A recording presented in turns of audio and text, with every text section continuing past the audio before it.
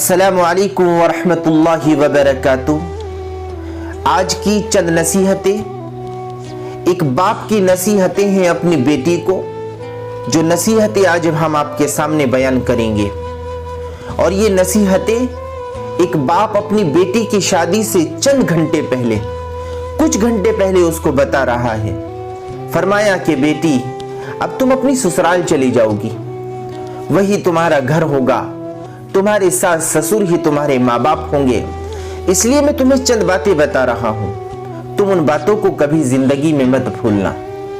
पहली बात फरमाई कि बेटी, जिस वक्त तुम अपनी ससुराल चली जाओ तो कभी वहां इस बात का जिक्र मत करना कि तुमने अपने घर में क्या खाया क्या पिया। अपने बाप के घर अच्छा खाया अच्छा पिया और यहां तुम्हें अच्छा खाने को नहीं मिल रहा है। पेट में जो भी चला जाए कुछ देर के बाद उसकी लज्जत खत्म हो जाती है और फिर वो बाकी नहीं रहती।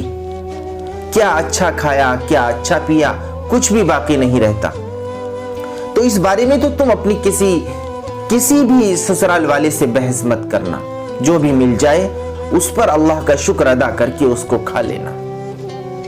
और फरमाया कि बेटी, जिस तरह तुमने अपने इस घर को दुनिया का सबसे बेहतरीन घर समझा, इसकी हमेशा तारीफें की, इसी तरह अपने ससुराल वालों के घर की भी हमेशा तारीफें करना और उसको अपनी जिंदगी का, अपनी दुनिया का सबसे बेहतरीन घर समझना। कभी उसकी बुराई मत करना। और बेटा, तुमने पढ़ाई में मास्टर किया है, लेकिन तुम अपनी ससुराल वालों पर कभी अपनी पढ़ाई का रौब मत इस्तेमाल करना।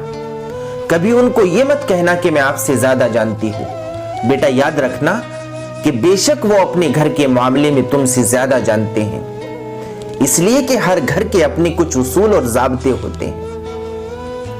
और फरमाया कि बेटी, शौहर से अगर कभी नाराजगी भी हो जाए तो उसकी पीठ फेर कर कभी मत सोना। याद रखना कि इस हरकत से अल्लाह सख्त नाराज होते हैं, अल्लाह को बड़ा गुस्सा आता है।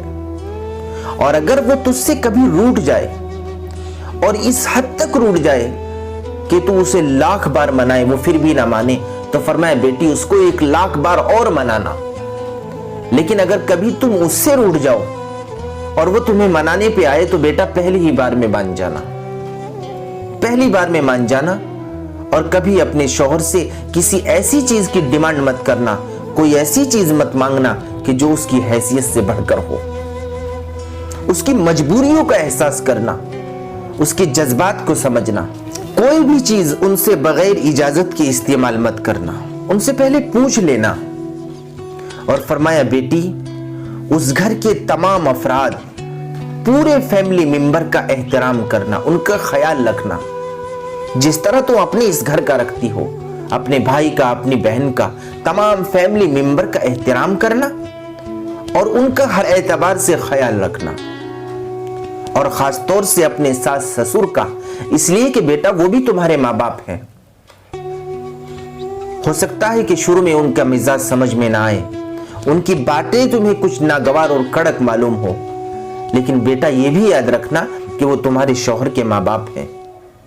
अगर उनका दिल दुखेगा तो जाहिर सी बात है कि वो चीज तुम्हारी शौहर की नाराजगी की वजह बनेगी।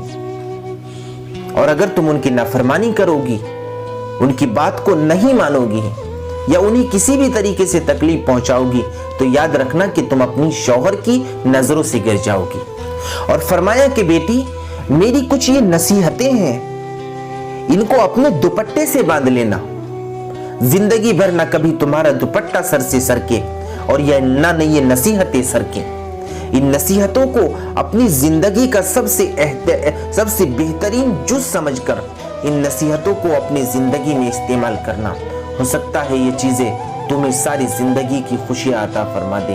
अल्लाह ताला हम सबको इस तरह की नसीहतें करने की तौफीक अता फरमाए और अपने बच्चों को सही तालीम और तरबियत में जिंदगी गुजार कर एक सांचे में ढालने की तौफीक अता फरमाए। वमा अलीना इल्लल बलाग।